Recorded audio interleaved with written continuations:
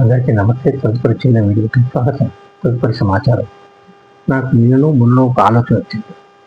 ఏమంటే మీకు ఒక ప్రముఖ గాయకుడు ఈ మధ్య కనపట్లేదు ఏమిటి అని అనుకున్నాను.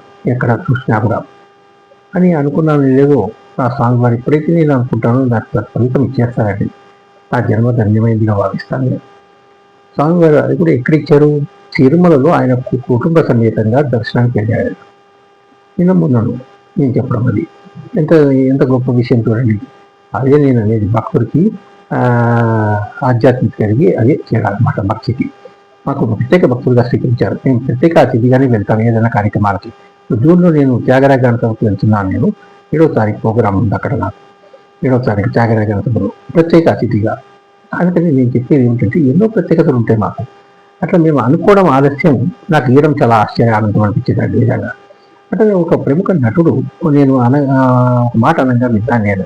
మరి ఆయన ఎవరు ఎక్కడన్నా విన్నారో లేదో నాకు తెలియదు. కానీ మంచి మైక్లో చెప్పాలి, చెవులో చెప్పాలన్నాడు.